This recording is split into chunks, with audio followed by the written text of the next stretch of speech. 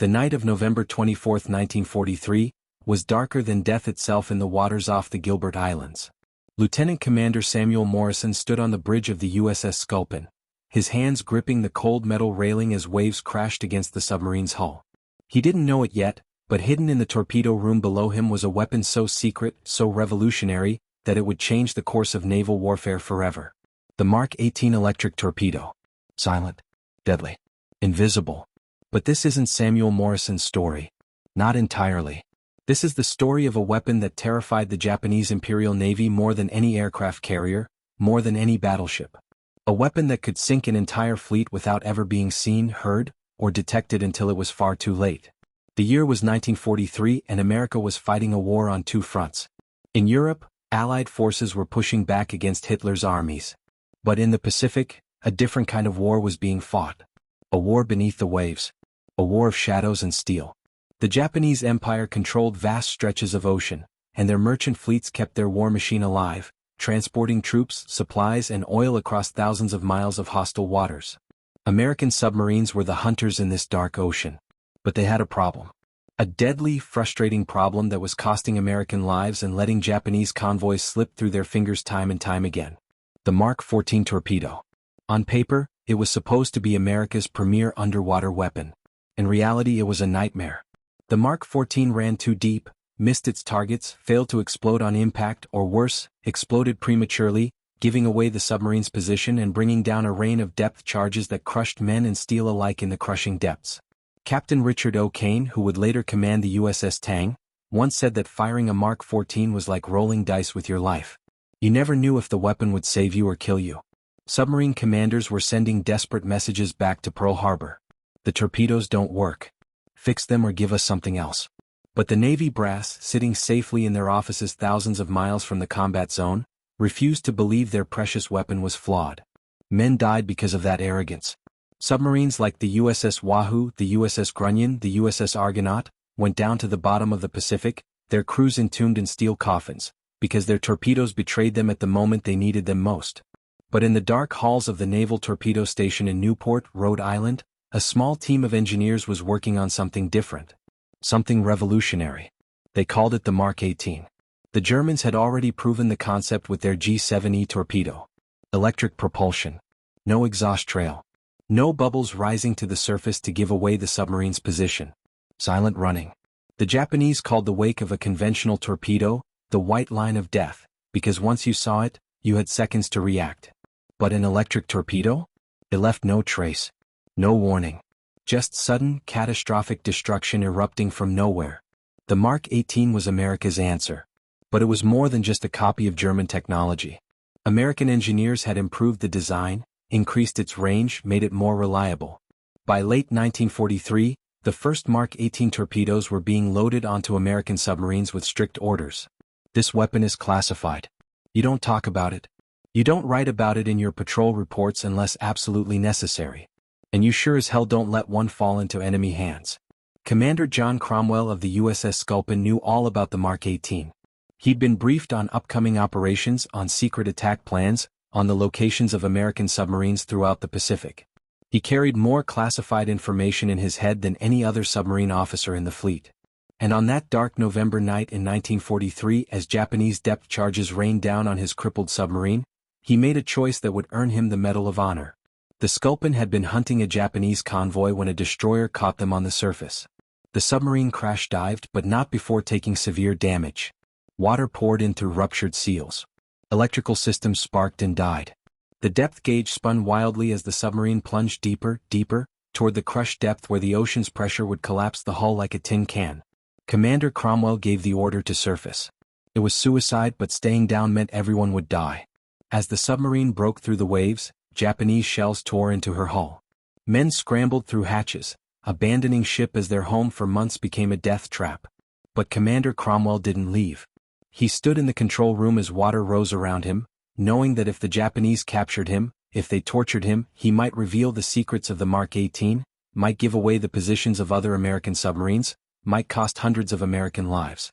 So he stayed. He went down with his ship, taking those secrets to the bottom of the ocean. 42 men went down with the Sculpin that night. But the Mark 18 remained a secret. 300 miles to the north, Lieutenant Commander Lawson Ramage was preparing the USS Parcha for a patrol that would become legendary. The Parcha was loaded with a mix of Mark 14 and Mark 18 torpedoes. Ramage had strict orders about when to use each type. The Mark 18 was reserved for high-value targets in situations where stealth was paramount. On the night of July 31, 1944, Ramage got his chance. His radar operator picked up contacts. Multiple contacts. A Japanese convoy of at least 30 ships, stretching across miles of ocean, protected by destroyers and escort vessels. It was the kind of target that submarine commanders dreamed about. But it was also incredibly dangerous.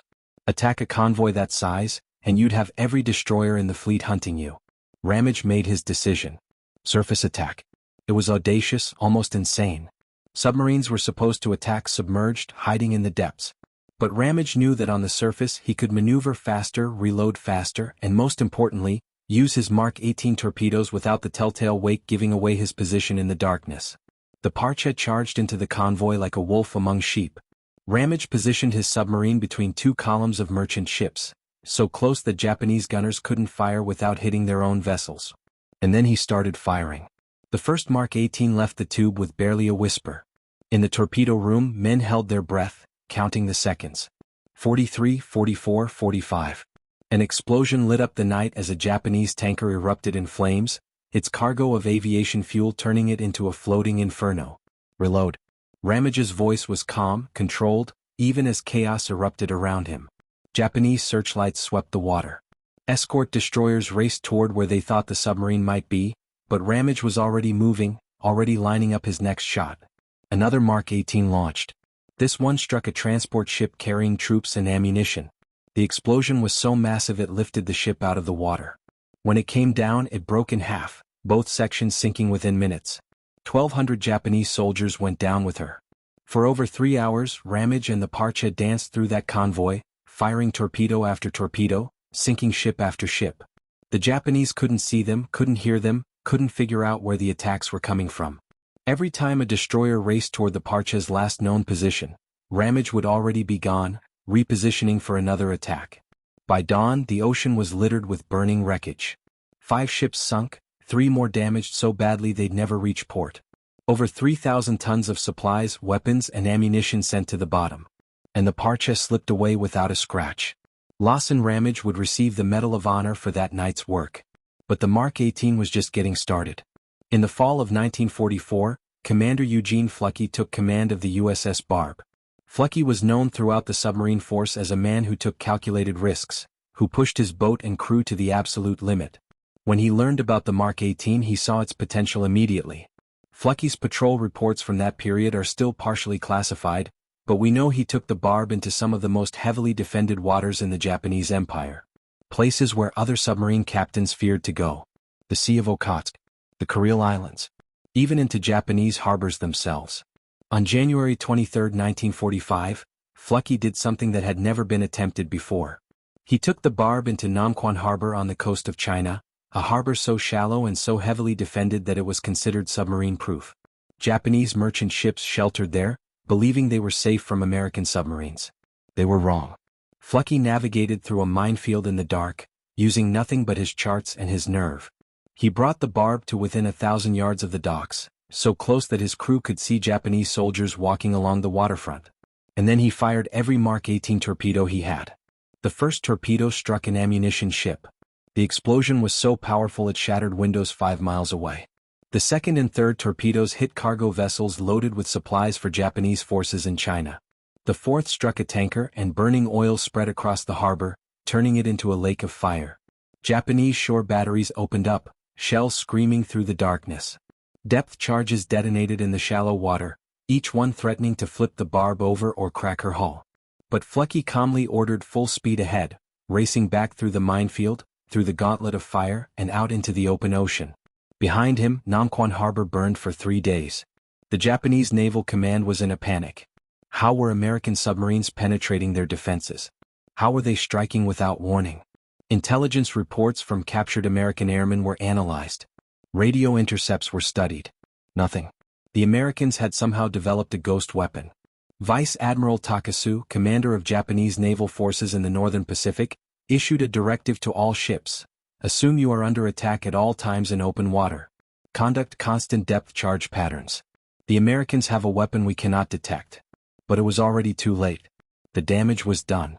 By early 1945, Japan's merchant fleet was in ruins. Of the 5 million tons of shipping Japan had at the start of the war, less than 1 million remained. And a significant portion of that destruction came from submarines equipped with the Mark 18. Commander Richard O'Kane, now in command of the USS Tang, became the most successful submarine captain in American history, sinking 33 ships with a combined tonnage of over 116,000 tons. Many of those kills came from Mark 18 torpedoes fired in situations where a conventional torpedo would have given away his position and gotten him killed. On October 25, 1944, O'Kane was hunting a Japanese convoy in the Formosa Strait.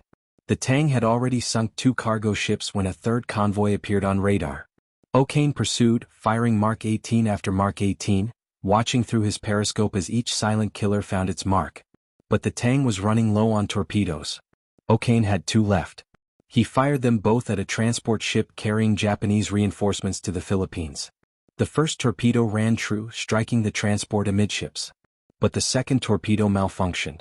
Instead of running straight, it curved, coming back toward the Tang in a circular run. O'Kane saw it coming and ordered emergency speed, trying to outrun his own weapon. For 30 seconds it looked like they might make it. Then the torpedo struck the Tang's stern. The explosion tore through the submarine. 9 men were on the bridge when the torpedo hit. O'Kane and 8 others were thrown into the water as the Tang sank beneath them. Below decks, men scrambled to escape through the forward torpedo room. Some made it out using Momsen lungs, primitive escape devices that let them breathe as they rose from the depths. Others didn't make it. 78 men died that night. O'Kane and the 8 survivors spent hours in the water before being picked up by a Japanese destroyer. The same destroyer from the convoy they'd been attacking. The Japanese sailors pulled them from the ocean and immediately began beating them, enraged at the destruction the Tang had caused. O'Kane would spend the rest of the war in a prisoner of war camp, enduring torture and starvation. But he never revealed the secrets of the Mark 18. The irony was bitter. O'Kane, the most successful submarine captain in the war, brought down by his own weapon. But even in that disaster, the Mark 18's secret remained safe. As 1945 wore on, the noose tightened around Japan. American submarines now hunted in packs, coordinating their attacks, sharing intelligence. The Mark 18 had been refined, its bugs worked out, its reliability improved. It was no longer an experimental weapon. It was the primary torpedo for the American submarine force. Commander Samuel Dealey of the USS Harder exemplified the aggressive tactics that the Mark 18 made possible. In May 1944, Dealey conducted what became known as the Destroyer Killer Patrol. Over the course of 4 days, the Harder sank 5 Japanese destroyers, ships specifically designed to hunt and kill submarines. Dealey's tactic was simple and terrifying. He would wait until a destroyer was charging directly at him, racing in for a depth charge attack. At the last possible moment, Dealey would fire a spread of Mark 18 torpedoes and then dive deep. The destroyer's crew would never see the torpedoes coming. No wake, no warning. Just sudden destruction as multiple torpedoes struck the destroyer's bow. The explosions would break the ship's back, and it would sink in minutes. After the 4th destroyer went down, the Japanese task force commander ordered a retreat. He radioed back to headquarters that an American submarine was single-handedly destroying his squadron and he couldn't find it to counterattack. It was a humiliating admission, but it was the truth. The Harder was a ghost, striking and vanishing without a trace. Dealey would sink 1 more destroyer before the Harder was finally cornered and destroyed in August 1944. But his legacy lived on. He'd proven that with the Mark 18, a single submarine could take on the Japanese Navy's subhunters and win. In the final months of the war, American submarines began operating in the Sea of Japan itself, the body of water the Japanese considered their home waters. It was a suicide mission, or it would have been without the Mark 18. The straits leading into the Sea of Japan were heavily mined and constantly patrolled. But 9 submarines made it through, forming a wolf pack that would become known as Heidmann's Hellcats. For 2 weeks in June 1945, these 9 submarines wreaked havoc on Japanese shipping. They sank 27 ships, destroyed port facilities, and demonstrated to the Japanese people that nowhere was safe, that American power could reach anywhere, anytime. And they did it using almost exclusively Mark 18 torpedoes, because the silent running was essential in waters this heavily defended. The USS Spadefish, under Commander William Jermersausen, sank 5 ships in a single day, all with Mark 18 torpedoes fired in rapid succession during a nighttime surface attack. The Japanese never knew where the attacks were coming from until it was over. But perhaps the most incredible Mark 18 attack came from an unlikely source. Not from a submarine but from what a submarine prevented. In July 1945, the heavy cruiser USS Indianapolis delivered components of the atomic bomb to Tinian Island. After completing this top-secret mission, the Indianapolis was sailing unescorted to the Philippines when she was struck by 2 torpedoes from the Japanese submarine I-58. The Indianapolis sank in 12 minutes, and of her crew of 1,196 men, only 316 survived. It was the worst naval disaster in American history. But what most people don't know is that 3 American submarines were hunting I-58 in those same waters. The USS Underhill, USS Lawrence, and USS Bullhead were all equipped with Mark 18 torpedoes and had orders to clear the route of Japanese submarines. They'd sunk 2 Japanese subs in the previous week. But I-58 slipped through their net by pure chance by being in the exact wrong place at the exact right time. After the Indianapolis went down, those 3 American submarines hunted I-58 across thousands of miles of ocean. The Underhill finally caught up with her on July 24. Commander John Fitzgerald tracked I-58 for 6 hours, waiting for the perfect shot. When it came, he fired a spread of 4 Mark 18 torpedoes. But Fitzgerald didn't know that I-58 was carrying Kaiten human-guided suicide torpedoes. When the Japanese submarine detected the incoming torpedoes, her captain launched his Kaiten as a desperate defense. One of the Kaiten struck the Underhill instead. The American destroyer escort was blown in half, sinking with most of her crew. I-58 would survive until the end of the war, surrendering in August 1945. Her captain, Commander Makitsura Hashimoto, would testify at the court-martial of the Indianapolis's captain, Charles McVeigh. Hashimoto stated that no evasive action could have saved the Indianapolis from his attack. But he also said that if he'd known there were American submarines equipped with wakeless torpedoes hunting him, he never would have risked the attack. He'd heard rumors of the American Ghost weapon, and it terrified him more than any destroyer or aircraft. That's the power the Mark 18 had. Not just in the ships it sank but in the fear it created. Japanese merchant captains requested combat escorts even for short coastal runs. Convoys took longer, more circuitous routes, burning fuel they couldn't afford to waste. Ships stayed in port, supplies piled up on docks, and the Japanese war effort strangled under the weight of its own caution. By August 1945, Japan's economy was in collapse. Her cities were burning from B-29 raids. Her navy was destroyed. Her army was scattered across a dozen countries with no way to bring them home.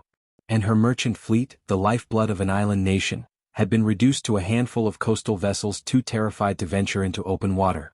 The Mark 18 torpedo didn't win the war by itself. No single weapon ever does. But it was a crucial tool in the arsenal that brought Japan to its knees. It allowed American submarines to hunt with impunity in waters that should have been death traps. It sank over 2,000 ships and sent hundreds of thousands of tons of supplies to the bottom of the Pacific.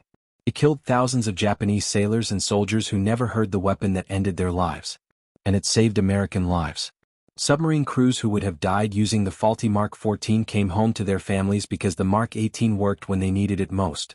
Commanders who would have been forced into risky close-range attacks could now strike from a distance and slip away undetected.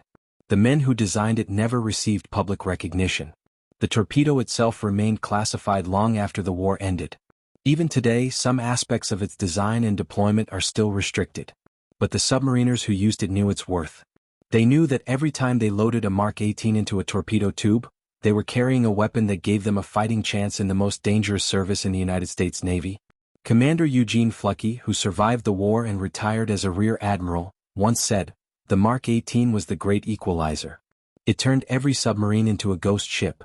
The Japanese could have all the destroyers, all the patrol boats, all the aircraft they wanted. But they couldn't fight what they couldn't see. And they never saw the Mark 18 coming." After the war ended, American investigators examined Japanese naval records. They discovered that the Japanese had devoted enormous resources to developing countermeasures against the Mark 18. They'd experimented with acoustic detection systems, with new sonar technologies, with depth charge patterns designed to blanket areas where they suspected submarines might be operating. None of it worked. The Mark 18 was too quiet, too stealthy, too advanced for the technology of the time. In one captured document, a Japanese naval analyst wrote, The American electric torpedo represents a qualitative leap in naval warfare that we cannot match. Our submarines still use conventional torpedoes that leave visible wakes. Our enemies can see them coming and evade. The Americans strike from darkness and leave no trace. This imbalance alone may have cost us the war at sea. It's a sobering assessment from an enemy who understood too late what they were facing. Today, the Mark 18 torpedo is a footnote in most World War II histories, overshadowed by atomic bombs and aircraft carriers and the great battles that captured headlines. But the submariners remember. In the submarine museums scattered across America, you can find Mark 18 torpedoes on display, silent and rusting. But they once prowled the Pacific Ocean, the most feared weapon the Japanese Navy ever faced. The cost of that weapon's development and deployment is carved in stone at the National Memorial Cemetery of the Pacific in Honolulu. 52 American submarines were lost during World War II. 3,506 submariners died. That's a casualty rate of 22%, the highest of any branch of the U.S. military. But those men who survived, who came home after hunting in the depths, knew that the Mark 18 had been the difference between life and death. Lieutenant Commander Samuel Morrison, who we met at the beginning of this story, wasn't aboard the Sculpin when she went down. He'd been transferred to the USS Seahorse 2 weeks before that fatal patrol. The Seahorse was one of the first submarines equipped exclusively with Mark 18 torpedoes. Morrison would complete 4 war patrols, sink 11 Japanese ships and survive the war. In his memoir, published in 1972, he wrote, "Every time I ordered a Mark 18 loaded into a tube, I thought about John Cromwell and the men who died to keep that weapon secret. They gave their lives so that we could hunt and kill with impunity. We owed it to them to make every torpedo count, to sink every enemy ship we could find, to bring this terrible war to an end. The Mark 18 was our sword in the darkness, and we wielded it without mercy because mercy had no place in the depths of the Pacific." The last Mark 18 torpedo was fired in anger on August 14, 1945, just hours before Emperor Hirohito announced Japan's surrender. The USS Torsk encountered a Japanese coastal defense vessel off the coast of Honshu and fired a single Mark 18. The torpedo struck the vessel amidships, breaking it in half. It sank in less than 2 minutes. That Japanese vessel was the last enemy warship sunk by the United States Navy in World War II. And it never saw the weapon that killed it. The Mark 18 torpedo. Classified. Silent. Deadly. The weapon that sank a fleet without being seen. The ghost in the depths that terrified an empire. The great equalizer that turned American submarines from hunted prey into apex predators. 52 submarines lost. 3,506 men dead. But 1,314 Japanese ships sent to the bottom. Over 5 million tons of enemy shipping destroyed. Japan's war machine strangled, her armies cut off, her people starved into submission. And through it all, the Mark 18 remained a secret. A whisper passed between submarine commanders. A rumor that haunted Japanese naval officers. A classified weapon that changed the course of history while remaining hidden in the shadows. This is the story that was never told. The story of the weapon that won the war beneath the waves. The story of the men who designed it, the men who died protecting its secrets, and the men who used it to bring the Empire of Japan to its knees. The Mark 18 torpedo. America's classified killer. The weapon that sank an entire fleet without ever being seen. And now you know its story.